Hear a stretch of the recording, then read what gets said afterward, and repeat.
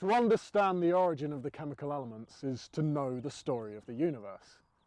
It is a journey from the beginning with the Big Bang to the stars and the galaxies of the night sky and the sun that rises in the morning.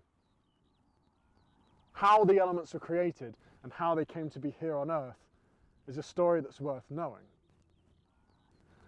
The beginning of the universe came with the creation of the smallest element, mostly hydrogen, which is the first and simplest element.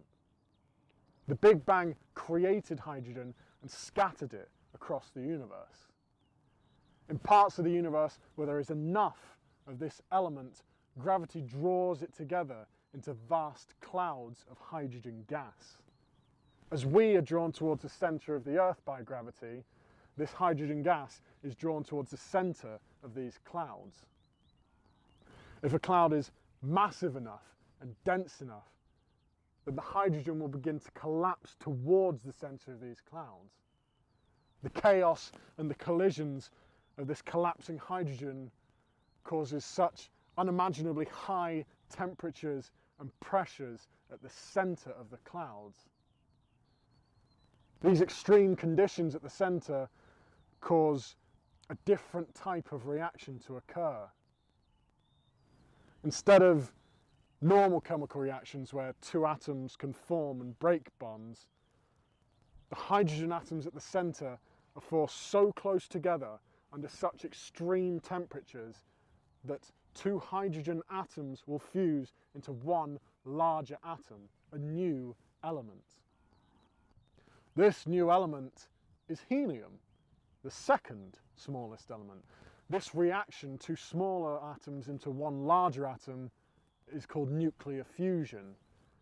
And this process of nuclear fusion, beginning from the collapse of a gas cloud, is the birth of a star. Nuclear fusion generates incredible amounts of energy and radiation, and this is pushed back out from the centre of these clouds and balances the hydrogen collapsing inwards to create a continuing furnace of nuclear fusion. This reaction is the same reaction that's occurring now in our sun. The light, the energy and the radiation that we receive from our sun is as a result of hydrogen to helium, this elemental creation, this continuing nuclear reaction. But this is only hydrogen to helium, the first element to the second element. We are made from larger elements, like carbon, which is the sixth element, and we breathe oxygen, which is the eighth element. These are the products of the same reaction, but in larger stars.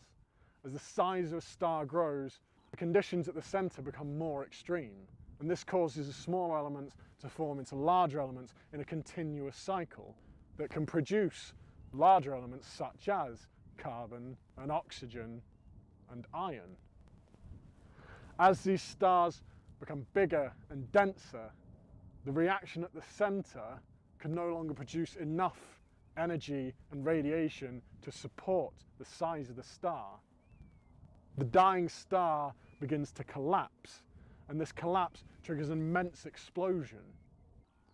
This explosion is called a supernova, and it is the death of a star.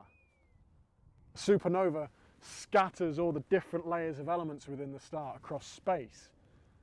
These elements might go on to be found in the centre of new gas clouds, forming new stars, or collecting as debris around the orbit of an existing star, forming smaller objects, such as planets. This is how the elements of the Earth and the universe were created.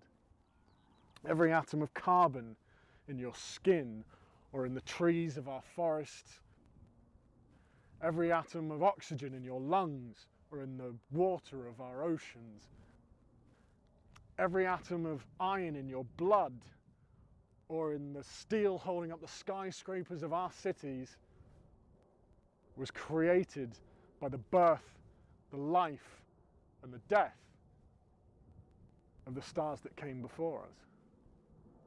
This is the origin of the chemical elements.